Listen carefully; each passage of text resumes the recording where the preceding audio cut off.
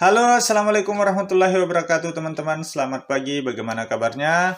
Semoga sehat selalu ya. Ketemu lagi dengan channel Almahya dengan saya Andika Saputra. Nah, pada kesempatan kali ini saya akan kembali memberikan informasi update terkait dengan berita honorer yang katanya akan jadi ASN di tahun 2023. Nah, teman-teman, kemarin kita disuguhkan berita yang sangat heboh bahwa honorer di tahun 2023 akan diangkat menjadi CPNS. Berita ini dimuat di berbagai media mainstream nasional dan juga di berbagai media-media online lainnya. Nah, berikut adalah informasi terupdate terkait dengan berita tersebut. Karena teman-teman terjadi perbedaan informasi lagi yang berkembang di lapangan. Nah, perbedaannya apa saja? Teman-teman simak video ini dari awal sampai akhir. Bagi teman-teman yang baru menemukan channel ini dan ingin terus mendapatkan update informasi seputar CASN 2022, baik itu dari tenaga honor maupun dari pelamar umum, silakan subscribe channel ini sekarang juga biar terus mendapatkan update terbaru seputar penerimaan CASN 2022. Oke, kita lanjut pada pembahasan. Nah, di sini teman-teman dari kontan.co.id ya, di sini ada pernyataan pertama dari salah satu pejabat Kemenpan RB. Nah, saya tidak tahu apakah medianya yang salah kutip ataukah memang pejabat ini yang berbeda pernyataan, karena dari dua sumber berita ini terdapat perbedaan informasi. Apakah medianya yang salah kutip ataukah pejabat tersebut yang salah memberikan informasi ataukah kita yang salah memahami informasi tersebut. Nah, teman-teman simak berita ini ya. Di sini ya, dia memberitakan dilansir dari kompas.com, PLT Kepala Biro Hukum, Komunikasi dan Informasi Publik, Kementerian Pendayagunaan Aparatur Negara dan Reformasi Birokrasi, Muhammad Aferous ya, mengatakan tenaga honorer yang saat ini sudah bekerja di instansi pemerintah akan diangkat menjadi CPNS ya, digarisbawahi. Orang yang sama, Muhammad Aferous dari kompas.com, dan ini saya ambil dari nasional.kontan.co.id. Tetapi dengan proses seleksi, setelah menjadi CPNS, tenaga honorer bisa diangkat menjadi PNS. Terus pengangkatan honorer menjadi PNS diprioritaskan bagi tenaga guru, tenaga kesehatan, tenaga penyuluh pertanian, perikanan, peternakan, dan tenaga teknis yang sangat dibutuhkan pemerintah. Dengan proses seleksi CASN pengangkatannya, ujar Aferous kepada kompas.com pada hari Kamis tanggal 20 bulan 1 2022. Nah, ini ya. Selanjutnya, Aferous menambahkan, mengacu PP 48 tahun 2005, nah ini ya, dia menyebutkan bahwa Pak Aferous menyebutkan bahwa mengacu PP 48 tahun 2005 tentang pengangkatan honorer menjadi calon pegawai negeri sipil, ada sejumlah hal yang perlu dipahami terkait pengangkatan honorer menjadi CPNS tersebut. Nah, ini clear ya. Pak Aferous mengatakan di sini mengacu PP 48 tahun 2005. Oke, nanti kita lihat di pernyataan kedua. Kriteria yang dimaksud dari peraturan tadi ya, itu mengatakan bahwa 4 poin ini kemarin sudah saya beritakan juga di channel YouTube. Tenaga honorer berusia maksimal 46 tahun dan mempunyai masa kerja 20 tahun atau lebih secara terus-menerus. Ya, itulah mereka yang bisa diangkat menjadi CPNS. Ini kriteria-kriterianya. Saya kira teman-teman sudah baca ya, pasti sudah baca. Namun demikian, pengangkatan CPNS akan diprioritaskan bagi tenaga honorer dengan usia paling tinggi atau masa pengabdian paling lama. Kriteria lama masa pengabdian tidak diberlakukan bagi pengguna honorer tenaga dokter yang telah atau sedang bertugas di unit pelayanan kesehatan milik pemerintah. Nah, ini pernyataan pertama ya. Nah, kita simak pernyataan kedua. Pernyataan kedua itu saya ambil dari www.jpnn.com. Nanti silakan teman-teman cari beritanya sendiri untuk berita lebih lengkapnya. Di sini mengatakan bahwa Kepala Biro Hukum Komunikasi dan Informasi Publik, Bapak Muhammad Aferos, pemerintah sudah menyiapkan regulasi berupa PP Manajemen P3K bagi honorer usia di atas 35 tahun. Regulasi tersebut merupakan turunan dari Undang-Undang Nomor 5 Tahun 2014 tentang aparatur sipil negara. Nah, ini. Bagi honorer yang ingin menjadi ASN, ada jalurnya lewat seleksi pegawai pemerintah dengan perjanjian kerja. Kata Aferos kepada jpnn.com hari Senin tanggal 31 Januari. Dia pun membantah, nah ini ya. Dia pun membantah kabar yang menyebut akan ada pengangkatan honorer di atas 35 tahun menjadi PNS.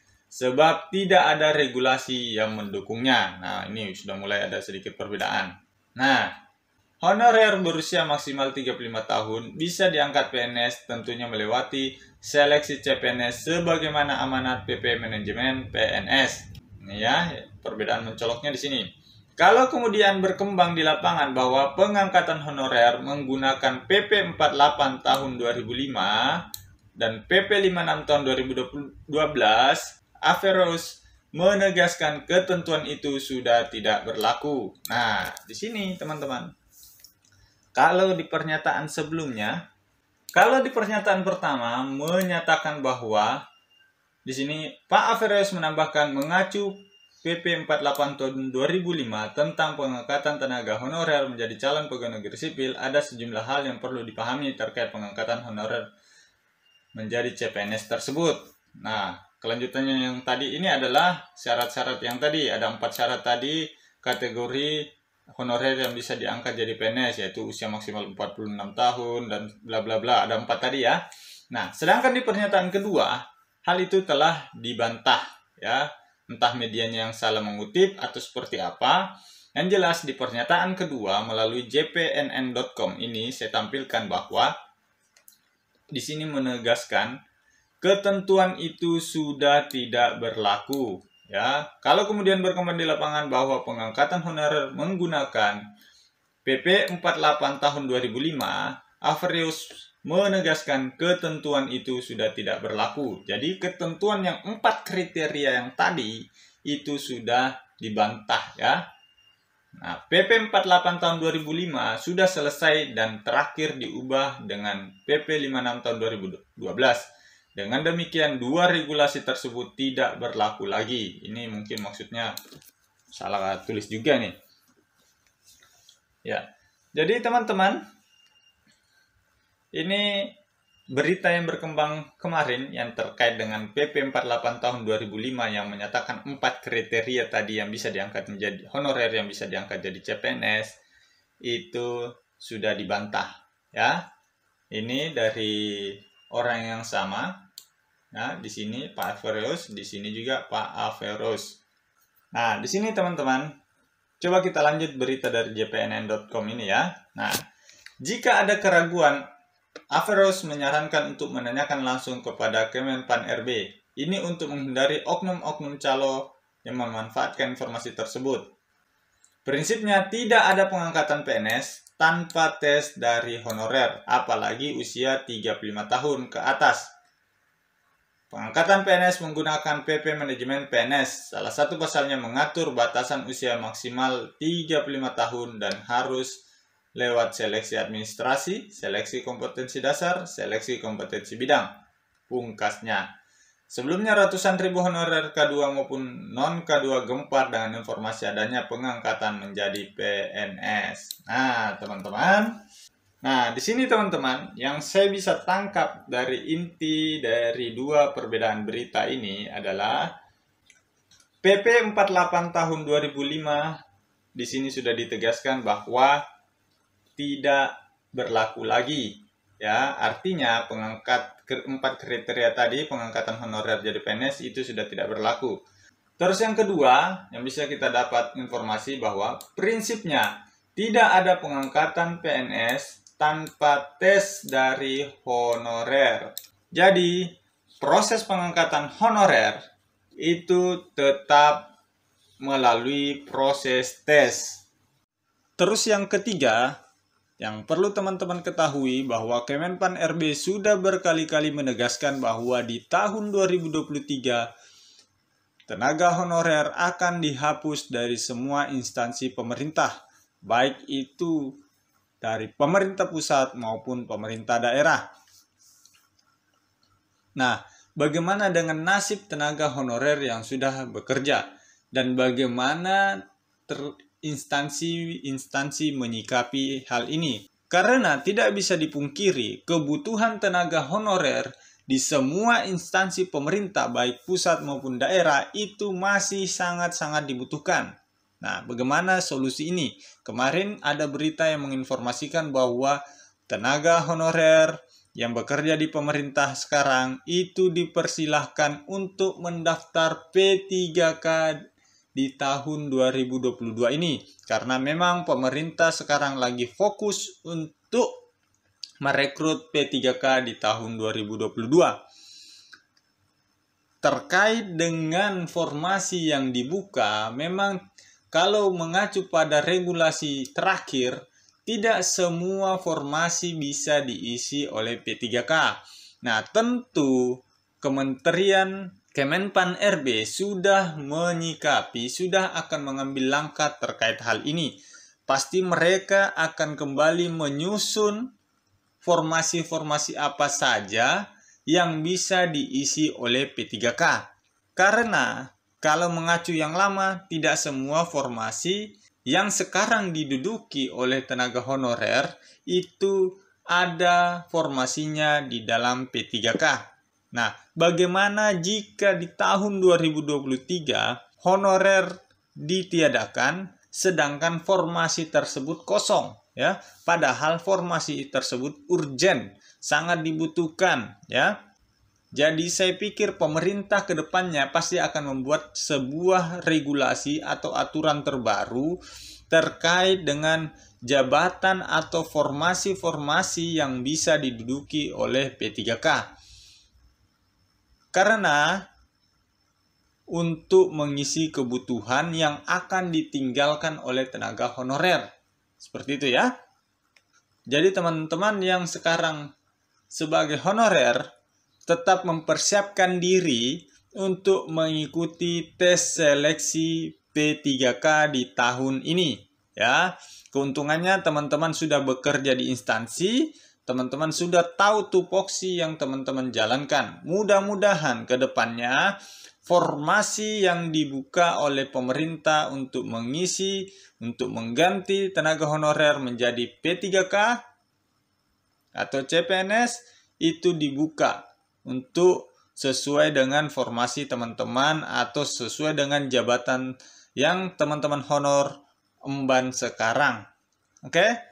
Nah, selanjutnya teman-teman, yang satu hal yang pasti, tenaga honorer maupun umum nanti akan melalui proses seleksi. Proses seleksinya seperti apa? Teman-teman simak video lanjutan ini. Jadi prinsipnya, mau pengangkatan honorer menjadi PNS ataupun P3K, itu semua akan melalui proses tes. Nah, perbedaan proses tes kalau teman-teman mendaftar ke CPNS maupun P3K itu berbeda. Nah, di sini perbedaannya ya. Kalau model tes CPNS itu ada 2 kali tes, SKD dan SKB. SKD-nya sendiri ada TWK 30 soal, TIU 35 soal, TKP 45 soal. Ini di tahun 2021. Setelah lulus di sini, perankingan di sini akan masuk ke tes SKB, ya.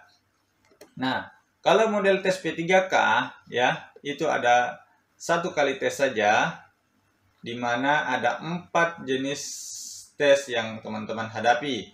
Yang pertama kompetensi teknis, yang kedua kompetensi manajerial, yang ketiga adalah kompetensi sosial kultural, dan yang keempat wawancara.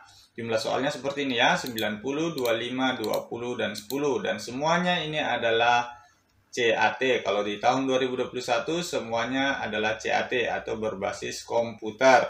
Nah, bagi teman-teman yang butuh panduan untuk belajar tes CPNS maupun P3K, teman-teman bisa mendapatkan buku ini ya.